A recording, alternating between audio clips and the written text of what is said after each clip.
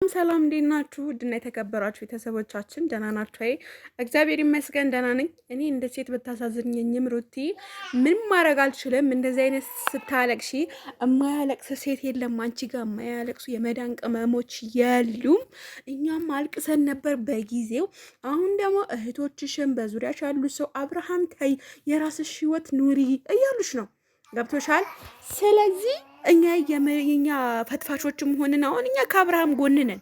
በቃ አይዞሽ፣ አንቺ ለበኩልሽ አይዞሽ። በቃ ያልፋል፣ ይሄም ነገር ያልፋል። በቃ እንባ ይመጣል፣ እንባ ይሄዳል። ካላስ ሰው ይመጣል፣ ሰው ይገባል። ስለዚህ የረከሰ ሲመጣ የከበረ ይመጣል ብላሻለች።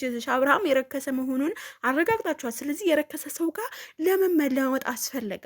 አንደኛ ደረጃ። ሁለተኛ አሁን የበቀል ነው እንጂ የፍቅር አይመስለኝም። እንደኔ እመኑኝ ቤተሰብ፣ እንደኔ ሩታ የበቀል ነው እንጂ የፍቅር አይደለም። እንደዚህ በጣም እያለቀሰች ነው ቲክቶክ ላይ የለቀቀችው ምናምን። በቃ ይዞሽ በቃ እኛም ለምንናል በጣም ወርደን ወጥተን ታይ ወደ ራስሽ ተመለሽ ብለን አልፈልግም አልሽ። ስለዚህ የእኛ የምንልሽ ምክር አንሰማም ስላልሽ ወደ ራስሽ እንትን ስላልሽ ማንም ሰው የፈለጉ ያጣሉበትን ሲያነሱት አይወድም።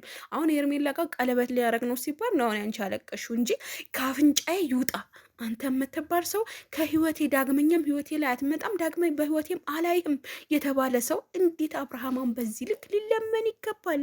ነው ወይ ክላስ ያኔ አንዴ ወተሻል መግባታችን ብሎ እሱ ደግሞ ደምድሞ አለ። እንግዲህ ምንም ማድረግ አይቻልም። ሩቲ አሁን አንቺ እዚህ ጋር ብታለቅሺ፣ ሩታ ስታለቅስ እኔ ድሮ በጣም ነበር ማለቅስ፣ አሁን ግን እያሾፈች ነው የሚመስለኝ የሚሉ ሴቶች ራሱ በጣም ብዙ በዝቷል።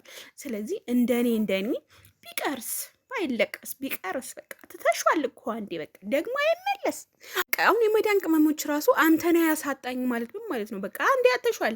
ሄርሚ ገብታለች በውስጡ አንዴ ላትወጣ በውስጡ ተደላላ የገባ ሰውን አስወጣለሁ ማለት ራሱ በዚህ ዘመን ዘበት ነው። ጌታ እግዚአብሔር ወይ አንተ እርዳ፣ ወይኔ እርዳ። የምር በጣም ዘመኑ ተበላሽቷልና አንተ ወደፊት ቅረብ ጌታ ሆይ አደል አባቴ እያማስቃለን እኮ እድሜ እናንተ ባትሆኑ በማለት ስቃለን። እና በቃ አይዞሽ፣ እኛ ልንልሽ የምንችለው አይዞሽ፣ ይሄም ቀን ያልፋል። እቺን እንባ ደግሞ ድሮ